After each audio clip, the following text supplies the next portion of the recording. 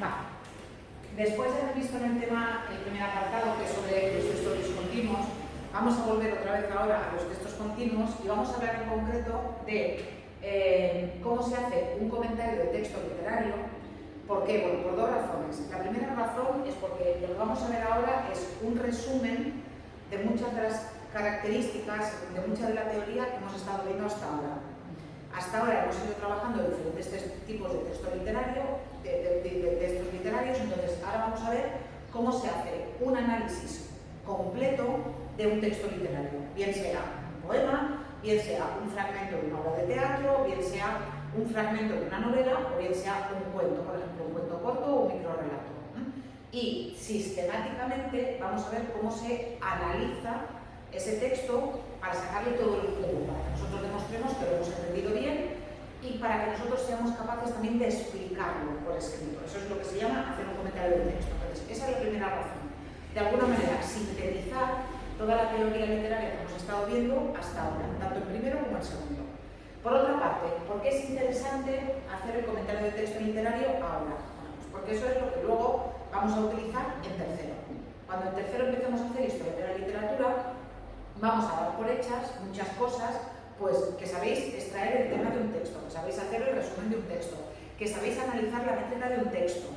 Entonces, esos son cosas que son básicas para hacer un análisis ya de textos concretos dentro de la historia de la literatura y ponemos por tanto la base en segundo. En tercero se puede hacer un breve repaso, pero la base tiene que estar en segundo. Entonces, a ver, ¿de qué se trata cuando hacemos un comentario de texto? Esto es algo además que se ha visto cuando con la lectura obligatoria. No es lo mismo leer un libro y tú te lees un libro y lo disfrutas o no, que leer un libro que has analizado. Leer un libro en el que has entrado, no en profundidades, sino que has entrado en, vale, ¿por qué la dama del alba se llama la dama del alba? ¿Cómo representa la muerte la obra de teatro? ¿Cómo se va construyendo el personaje de Angélica? ¿Qué piensa la madre? ¿Qué piensan los hijos? ¿Qué piensa la gente del pueblo? ¿Cómo se va construyendo la tensión? ¿Qué pasa con ese final? ¿Es un final triste? ¿Es un final alegre? ¿Es un final cerrado? ¿Es un final abierto? No es lo mismo, yo me lo leo y ya está, y yo me siento o pienso o analizo o comento con mis compañeros o con la profesora o con mi familia qué me ha parecido la obra. Entonces, las obras en general se disfrutan más cuando somos capaces de llegar a un cierto nivel de análisis. Yo creo que es importante que el análisis no te impida disfrutar de la lectura. Porque muchas veces, sobre todo cuando haces carreras de letras, filologías, acabas haciendo unos análisis de los textos tan exhaustivos y muchas veces tan ridículos que al final pierdes el gusto por el disfrute. O sea, ahora por ejemplo se está haciendo un tipo de comentario de texto que es un comentario de texto computacional que cuenta, por ejemplo, cuántos adjetivos utiliza García Laso de la Vega o cuántos sustantivos utiliza García Laso de la Vega. Y si estos sustantivos son comunes o abstractos. Realmente, para disfrutar de la poesía de García Laso de la Vega, yo necesito ver qué tipo de adjetivos utiliza y cuántos adjetivos utiliza. A lo mejor no, a lo mejor nos estamos pasando un poco en cierto tipo de análisis, pero eso ya es una cuestión más de las universidades que, como siempre, montan su tienda de campaña y se sientan allí y entonces tienen que investigar en algo y acaban investigando en autores que ya están tan investigados que acaban, pues eso, mirando las comas. Esto es cierto, de verdad, acaban mirando cuántas comas utilizan y dónde utilizan las comas algunos autores. Eso no es disfrutar. Pero sí que es verdad que cuando nosotros somos capaces, por ejemplo, de ver que un poema de Becker, que aparentemente no tiene métrica, sí que la tiene, cuando nosotros somos capaces de ver que un poema de Becker, que era un hombre muy desordenado en su vida, luego tiene ese poema una estructura perfecta y una estructura milimétrica y repite para que nosotros nos situemos y para que nos coloquemos, ese tipo de cosas hacen que uno disfrute mucho más que de la lectura, que simplemente mira si te poema más bonito, la de amor y que triste o que alegre. Por tanto, esa sería la finalidad de hacer el comentario, que sería analizar el texto propuesto de forma más o menos minuciosa y, en general, aunque hay diferentes tipos de comentario de texto literario, en general sí que el comentario literario de texto tiene que tener una serie de partes. Ahora entraremos en cada una de ellas un poquito más en detalle, pero es evidente que el comentario de texto literario tiene que tener estos 5 apartados que aparecen aquí. A ver, el primer apartado es el de la lectura y la comprensión del texto. El siguiente apartado es el apartado de la localización del texto, situar el texto. Luego hablamos también de ello. El tercer apartado tiene que ser el análisis del contenido del texto. ¿Qué dice el texto? Y el cuarto apartado tiene que ser el análisis de la forma, es decir, cómo lo dice. Si aquí hablamos de lo que dice el texto, en este apartado tenemos que hablar de cómo lo dice el texto. Y finalmente, en el último apartado, lo que tenemos que hacer es una conclusión y un breve comentario personal o comentario crítico sobre qué nos ha parecido la obra. Luego ya iré a concretar de qué forma hay que hacerlo y de qué forma no, lo del comentario crítico, que es muy peligroso, porque hay gente que tiene mucha tendencia. Y yo de hecho le pondría un 7. Y tú dices, ¿un 7 respecto a qué? O sea, ¿quién eres tú para ponerle un 7 a ver qué? Y un 7 en comparación con qué, con otras obras del mismo autor, con otras obras de la misma época, con otras obras del mismo género. En fin, luego hablaremos de comentario crítico también. Pero empezamos por el primer apartado. A ver, el primer apartado es el más obvio, que es, para poder hacer un comentario de texto, hay que leer bien el texto. Hay que leer el texto en profundidad, las veces que sea necesario, y en este caso, si lo que estáis haciendo es un comentario en casa, con tranquilidad, si hay alguna palabra que se desconozca, se puede ir a buscar en el diccionario. Yo no soy muy partidaria de cuando hacemos una lectura de una obra larga, de una obra de teatro o de una novela, de buscar palabra por palabra en el diccionario. Porque cuando buscas palabra por palabra en el diccionario, al final acabas estando más pendiente del significado de la palabra de buscar en el diccionario que otra vez de disfrutar de la lectura. Mi consejo es siempre que intentemos, porque yo también lo hago, deducir el significado de esa palabra por el contenido. Si yo luego veo que por el contenido no soy capaz de deducir el significado de la palabra, luego ya me iré al diccionario. Pero primero me tengo que ir a eso. Yo qué sé, yo recuerdo, por ejemplo, la palabra acémila. Es una palabra que yo no había leído nunca y que yo no había visto nunca. Pero estaba en un contexto en el que aparecía la palabra burro y era Sancho que iba montado en un burro, en un asno, no recuerdo si era un burro, un asno, me parece que era, es diferente. Y entonces, en un momento dado, se lo roban y utiliza esa palabra, Cervantes, como sinónimo para no repetir asno, asno, asno, asno. Claro, yo deduje cuál era el significado de esa palabra por el contexto. No tuve que ir al diccionario a buscarlo. Si a mí me parece solamente esa palabra y dice y Sancho perdió su acémila y yo no sé a qué me estoy refiriendo, porque no sé si es que perdió la alforja o perdió la faja que llevaba en el pantalón, yo qué sé, entonces sí voy a tener que ir al diccionario. Pero si no, mi consejo es que siempre intentéis deducir el significado de las palabras por el contexto. Que luego no lo entendéis, ya iremos. Y en realidad es así como aprendemos vocabulario. Los niños, ¿cómo aprenden vocabulario? Escuchando y por el contexto. Si no tienen contexto es cuando preguntan qué es eso. Pero si tienen contexto no lo necesitan porque enseguida asimilan, equiparan, igualan y no van a buscar el diccionario naturalmente. Si tienes un horror, tendríamos que buscar el diccionario. Por tanto, el primer apartado es de la lectura y comprensión del texto, que además es un apartado básico. Yo leo el texto hasta que estoy segura de que lo entiendo. Si no lo entiendo bien, no voy a poder hacer un buen comentario del texto. Segundo apartado.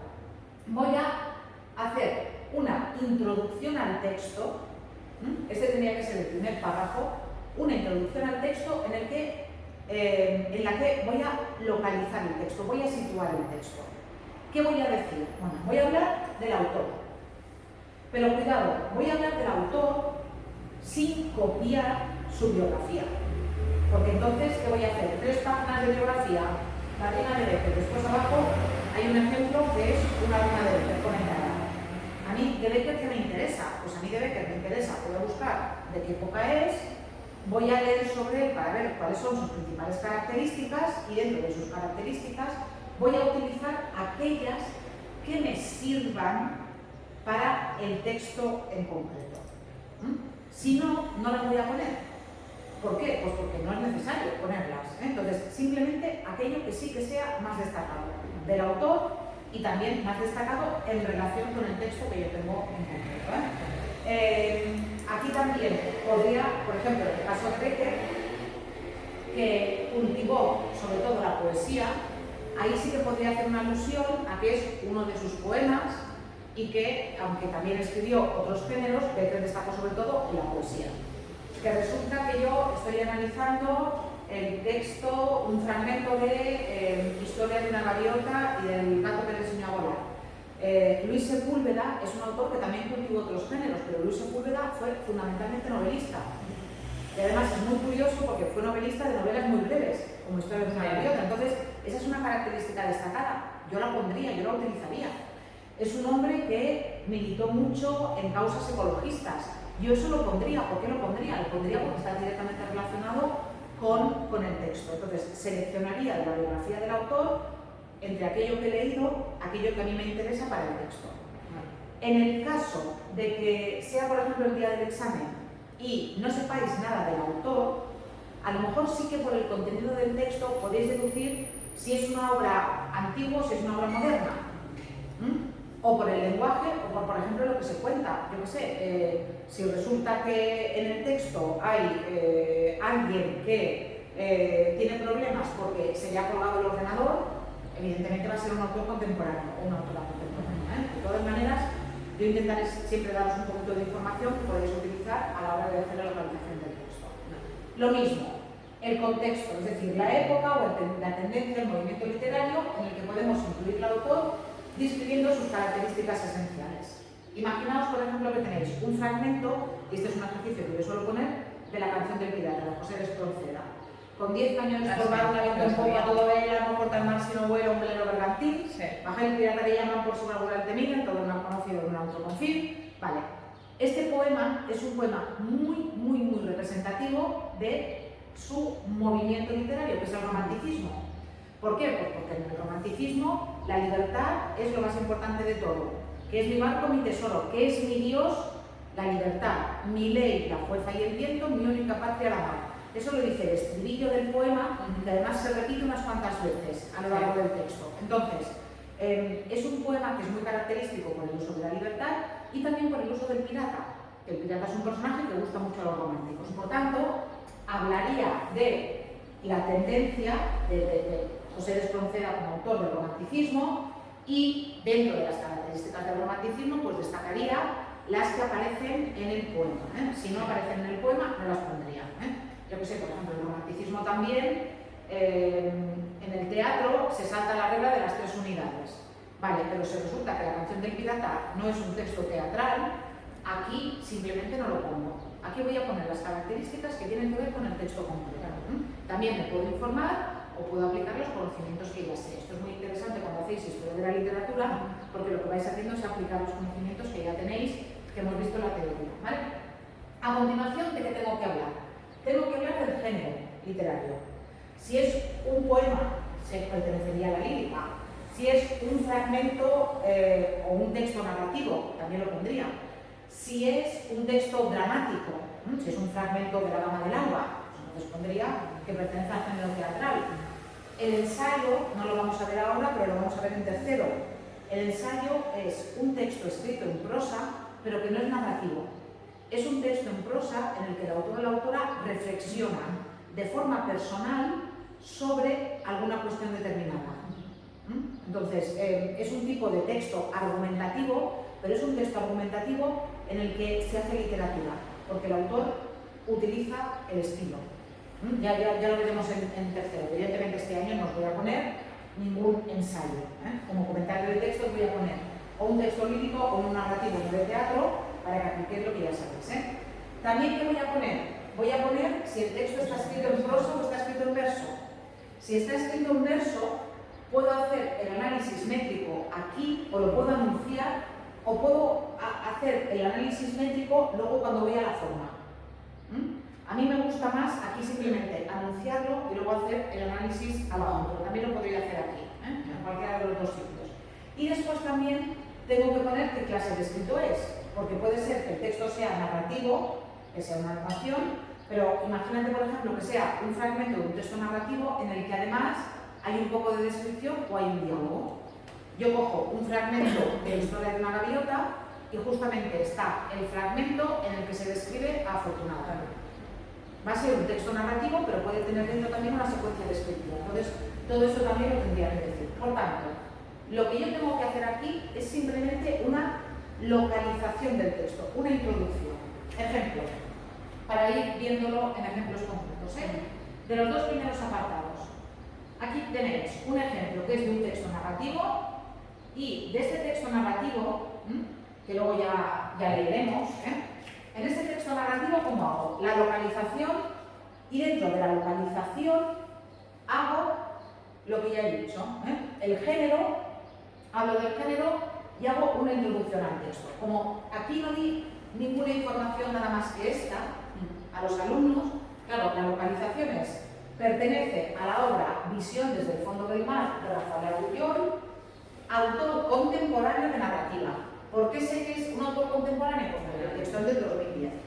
Si me voy a esta rima de Becker que tengo aquí, ¿sí? Que luego también leeremos. ¿Aquí qué tengo? Aquí tengo la localización y digo: el poema pertenece a una de las primeras rimas que forman parte de la obra poética de Becker. Lleva el número 4, por lo que pertenece a la primera parte. La poesía de este autor se encuadra dentro de la llamada poesía romántica, segunda mitad del siglo XIX. Todo esto, ¿por qué lo sé? Porque me he informado, porque tengo apuntes o porque la profesora ya me da información que después yo redacto. Después, al ser un poema, aquí ya estoy hablando de que pertenece al género lírico, al ser un poema pertenece al género lírico. En cuanto a la métrica de esta rima, Becker usa la combinación de versos de 11 y de 6 sílabas. ¿Me he equivocado? 1, 2, 3, 4, 5, 6. No me he equivocado, ¿no? 1, 2, 3, 4, 5, 6, 7. Me he equivocado, son 7. 1, 2, 3, 4, 5, 6. No sé por qué. Luego lo miro bien, pero bueno, me lo ha dicho. 1, 2, 3, 4, 5, 6. Son 6, ¿sí? 1, 2, 3, 4, 5, 6, 7. No son 7 excepto en esto. Luego lo cambio, Pero bueno, usa la combinación o rima asonante en los versos pares, ¿vale? He hecho un análisis aquí. Si miráis estos dos comentarios son diferentes en qué. En el primero, yo creo que es más fácil. En el primero pongo 1, localización, género, análisis del contenido, tema, argumento, y voy poniendo cada apartado y voy explicando cada apartado, y en el segundo redacto por completo. En eso es diferente. En el resto son los mismos apartados, pero uno está completamente redactado y otro no. No queríamos hacer de las dos maneras. En general, es más fácil hacerlo así, y el día del examen yo os voy a dar el guión para que sepáis lo que tenéis que hacer en cada apartado, porque esto es introducción al comentario de texto. Esto es introducción, Entonces, a mí si lo hacéis así ya me va bien, Vale, entonces ya tendríamos esa primera parte que, como habéis visto, es muy breve, porque aquí no me voy a dedicar al análisis, porque el análisis viene ahora. Y voy a empezar ¿por qué? Por el contenido. Por el contenido. ¿De qué trata el texto? Y dentro del contenido, lo que tengo que hacer es tratar 3 cuestiones: el tema, el argumento y la estructura. Empezamos por el tema. ¿Qué es el tema de un texto? El tema de un texto es la idea final del texto. El tema de un texto hay quien dice que es el resumen del resumen. Hay que tener cuidado, porque hacer un resumen muy breve no es hablar del tema, muchas veces. Por ejemplo, en el caso de la historia de una gaviota y del gato que me enseñó a volar, en realidad el tema es que un gato enseña a volar a una gaviota. Ese no es el tema. El tema se trata de que tienen todos juntos, que son diferentes. Efectivamente, ese es el tema. El tema es en la riqueza, en la diversidad que está la riqueza.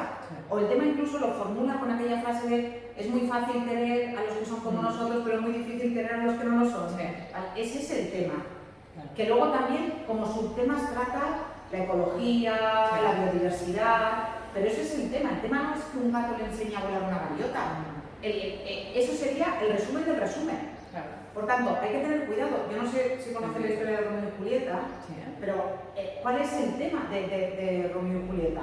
El tema de Romeo y Julieta es... Bueno, claro, sería el amor, porque el amor sería No, un resumen. no, pero sí que lo sería. No, Pero sí. ¿qué tipo de amor sería? Ya. Sería el amor desgraciado por la enemistad de dos familias. Sí. O la enemistad de dos familias por una desgracia. Sí. Sí, entonces hay que puntualizar bien y muchas veces formular el tema es difícil. Claro. Muchas veces es lo más difícil el tema. El argumento sí que es el resumen y aunque el texto sea poético, podemos hacer un resumen. En el caso, por ejemplo, de esta rima de Becker, Becker habla, Becker dice, introduzco un poco la rima esta. Becker considera que la poesía está en la belleza, que no solamente la poesía, mejor dicho, que en todo aquello que nos conmueva hay poesía, en todo aquello que nos toque hay poesía. Otra cosa es que no haya personas que sean capaces de trasladar esa poesía a un papel. Pero él lo dice que aunque no haya poetas, habrá poesía. Lo dice, no digáis que, agotado su tesoro de asuntos falta, enmudeció la lira. Podrán no haber poetas, pero siempre habrá poesía. O sea, para él eso está clarísimo. Mientras las ondas de la luz al beso palpiten encendidas, mientras el sol las desgarradas nubes del fuego lloro vista, mientras el aire en su regazo lleve perfumes y armonías, mientras haya en el mundo primavera, habrá poesía. Dentro de poco no habrá Te voy a primavera. decir ahora de la primavera. Porque dentro de poco solamente vamos a tener verano e invierno, pero bueno, mientras la ciencia descubrir no alcance las fuentes de la vida, es decir, mientras haya misterio, aquí dice, mientras haya naturaleza hermosa, habrá poesía. Mientras haya misterio, habrá poesía. Mientras haya amor, mientras haya alegría, habrá poesía. Mientras dos personas se quieran, habrá poesía. Y para Becker, la poesía además está muy ligada también a la mujer, porque luego él considera que su fuente de inspiración principal es la mujer, porque a través de ella él llega a la poesía. Pero esta rima es muy significativa por esta idea de, aunque no haya poetas que sean capaces de transcribir, hay poesía porque hay poesía en el mundo, ¿sí? Entonces, ¿cómo resumo yo eso? ¿Cómo lo resumo yo? Claro, el tema del poema es la existencia independiente de la poesía. Se puede formular de otra manera, El tema del poema es que siempre habrá poesía mientras haya cosas hermosas. Se puede formular de otra manera, pero eso sería el tema. Y ahora, por lo que respecta al contenido del poema, la poesía existe independientemente de los poetas porque surge del amor, del misterio de la naturaleza y de la belleza. ¿Sí? Lo puedo expresar de otra manera, puedo empezar diciendo, aunque no haya poetas, siempre va a haber poesía porque esta existe en la naturaleza, en el misterio, en la primavera, en el amor y en la belleza de la mujer. Ya está. Entonces, una cosa es el tema, que eso sí que sería esa formulación muy breve de cuál es la última idea que transmite el poema, y otro sería el resumen. En el caso del texto que está arriba, en el caso del texto de Agullol, el texto es un niño que da un paseo con su padre por el bosque y le pica una abeja. Y entonces el niño se pone a llorar y le da muchísima vergüenza llorar delante de su padre porque le ha picado una abeja. Entonces, cuando uno lee el texto, al final la idea que sale es, o la idea que a uno se le queda, no es el paseo del niño con el padre ni que le pique la abeja. Al final la idea es la vergüenza que siente el niño que no quiere parecer débil delante de su padre. Es como llorar porque me ha picado una abeja desde niños pequeños. Entonces, no quiero llorar, pero al final le duele tanto y le pica tanto que llora. Entonces, ¿libro o cuento? Es un fragmento de una novela. Yo solamente he seleccionado un fragmento de una novela. Claro, resumen. Si tú no has leído el texto, yo te voy a contar de qué trata. Claro. Un niño da un paseo con su padre por un bosque. Encuentra a una abeja ahogándose en una charca y decide salvarla poniéndola en tierra. Pero la abeja se lo agradece picándole en el brazo. El muchacho se queja a su padre que le ayuda y finalmente el dolor desaparece, aunque cuando el dolor finalmente desaparece es cuando el muchacho no puede evitar romper a llorar. Ya cuando ya ha aguantado tanto, pero lo más curioso es, o lo más significativo del fragmento es ay, no me sale la palabra, iba a decir injusticia, pero no es injusticia, es lo desagradecida que es la verdad. Sí, ¿no? O sea, el niño la salva, lo ve que está ahí ahogándose en el agua, la salva y la otra, Le un pica. premio, le pica. Ah, Entonces, una cosa es el tema del texto claro. y otra cosa es el argumento. ¿Sí? Sí. Entonces, ahí tendría de esta parte del contenido el análisis en los dos textos. Ahí se ve bien porque se ve muy diferente. Muy diferente, muy diferente. En el caso de la poesía es más difícil. Claro. En el caso de Becker es más difícil, pero en ese caso, pero bueno, tú piensas en Historia de una gaviota. Sí, lo O sea, el tema es la riqueza está en la diversidad y luego el argumento es la gaviota que se cambia, Claro. el gato que se enamora al huevo, al polluelo que sale del huevo. Vale, ¿cuál es la estructura? La estructura es en cuántas partes podemos dividir el texto. Y la estructura del texto tiene dos variantes. Tiene la estructura externa, que es lo que yo veo, pues el texto se puede dividir en 2 párrafos, en 3 párrafos, el texto está dividido en 5 estrofas, pero eso es menos interesante que cómo está dividido el contenido del texto en diferentes partes. Eso es lo que de verdad nos interesa. Si es un texto narrativo, vamos a buscar de dónde a dónde va la introducción, de dónde a dónde va el desarrollo y de dónde a dónde va la conclusión. Si es un texto poético, tal vez podamos ver también si de alguna manera podemos juntar diferentes estrofas. A veces no, a veces no hay en un texto poético una introducción, un desarrollo. Pero si podemos hacer partes en un texto, hay que señalarlas. Y hay que decir siempre de dónde a dónde va cada parte y de qué trata cada parte. No solamente la primera parte va de la línea 1 a la línea 5, la segunda parte de la 6 a la 10 y la tercera de tal a tal. En el caso, por ejemplo, del texto de Agulló, ¿sí?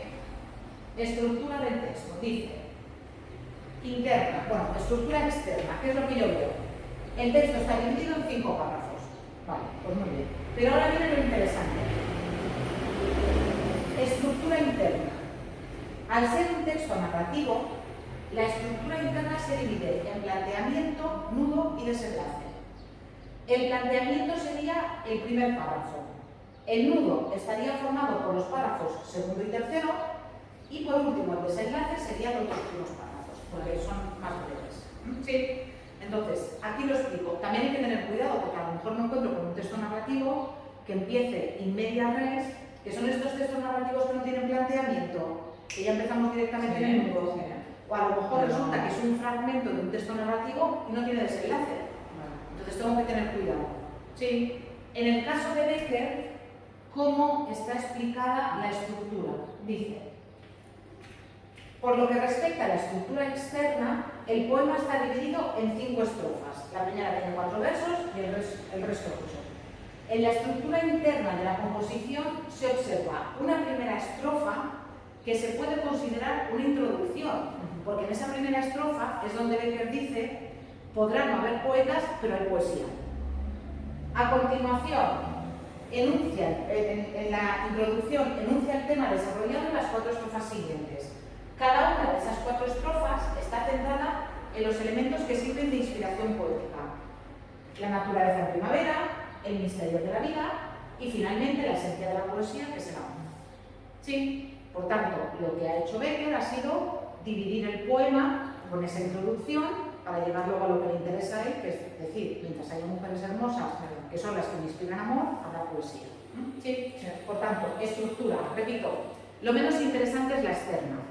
Si está dividido en cuántos párrafos, en capítulos o tal, es lo menos interesante. Lo más interesante es la estructura del contenido, de cómo divido yo eso. A continuación, y ya estamos en la penúltima parte del comentario, análisis de la forma. En el contenido ya hemos visto que lo importante es lo que se nos dice. En el contenido, lo que se nos dice. Vamos a ver ahora en la forma cómo está escrito el texto. En el caso de este apartado, este es el apartado probablemente del comentario más complejo en el sentido de que hay más cosas para analizar. Aquí podemos ver, por ejemplo, el tipo de lenguaje que se utiliza, los recursos estilísticos que se dan en el fragmento. Pero, por ejemplo, si el texto es narrativo, aquí tendríamos que analizar el narrador, los personajes, el tiempo, el espacio. Si el texto es dramático, tenemos que ver qué tipo de diálogo se da, si es más poético o menos poético, si hay acotaciones, si las acotaciones son largas o cortas, cuántos personajes están interviniendo.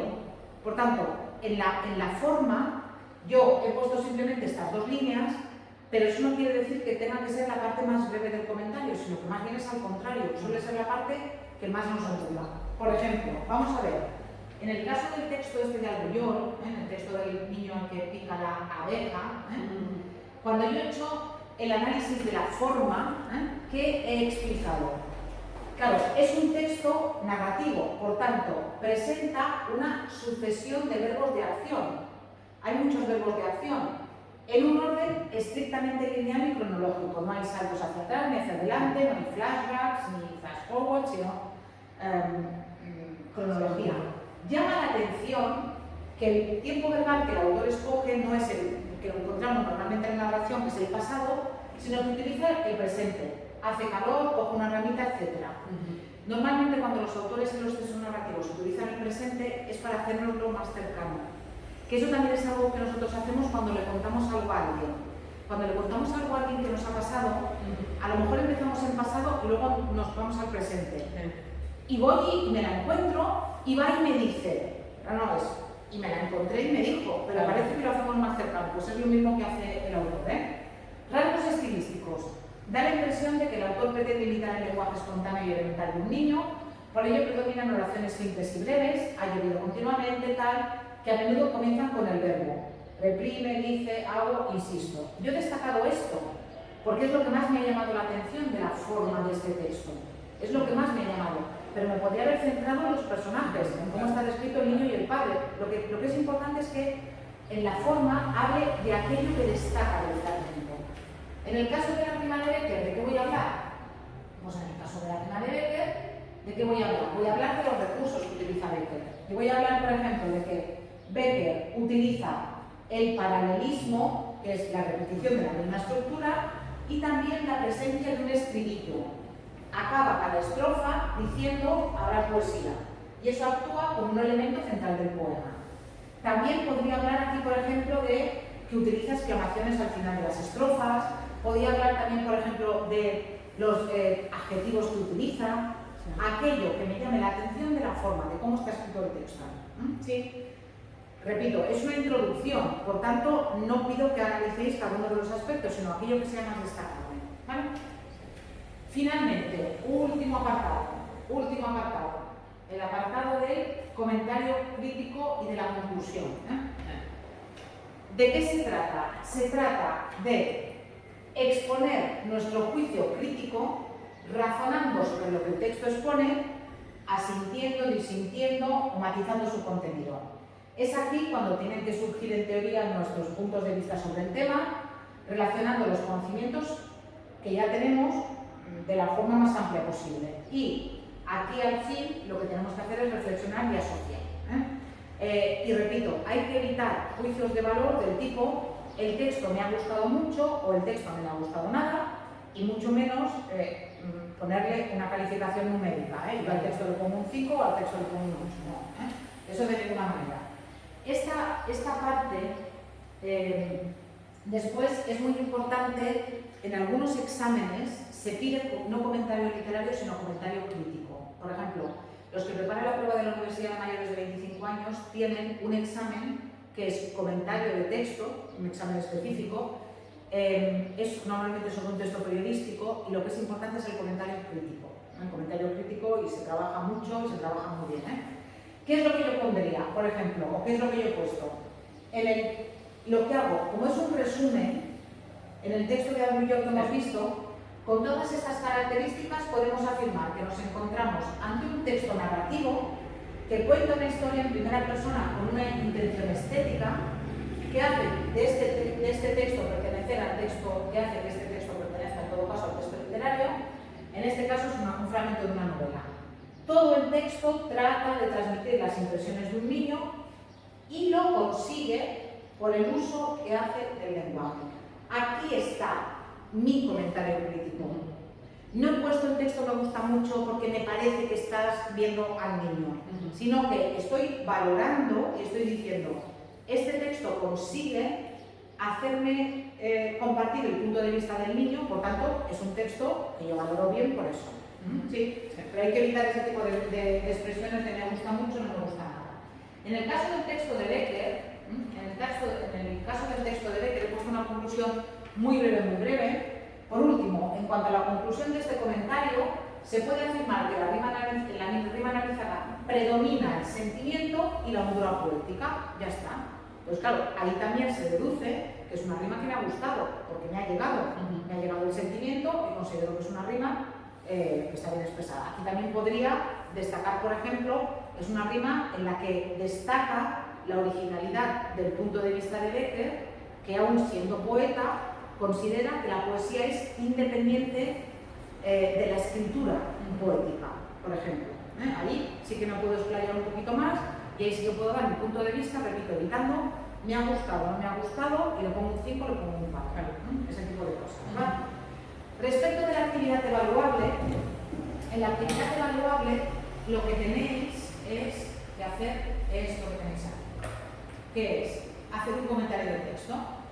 Y en esta actividad evaluable, pues tengo que cambiar la fecha, me he equivocado de la fecha, otra vez. He puesto 2021, si es que cuando no pongo una cosa más, como la otra. Ahora lo retocaré luego, Sí. En esta actividad evaluable, lo que tenéis que hacer es esto de aquí. Tenéis dos textos, un texto poético y un texto narrativo, en este caso, que es un cuento completo. Es un cuento completo y además es un cuento anónimo, por tanto, contextualización poquita, porque no sabemos de quién es el autor del texto. Entonces, el texto A se titula El árbol de las preocupaciones, el texto B se titula Adolescencia, y lo que hay que hacer es un comentario de texto. Elegir uno y hacer el comentario. Si para practicar quieres hacer los dos, puedes hacer los dos. Y lo que prefieras, puedes utilizar el tipo de comentario de lo escribo todo seguido, como el de Becker, o el tipo de comentario de pongo 1, contextualización, 2, contenido, 2.1, tema, 2.2, resumen, lo que te sea más fácil. El día del examen yo voy a daros el esquema del comentario para que lo completéis, porque yo creo que es más fácil que hacer un comentario de cero y sobre todo por lo que he dicho, porque este año es una introducción al comentario de texto, no es profundización ni comentario de texto.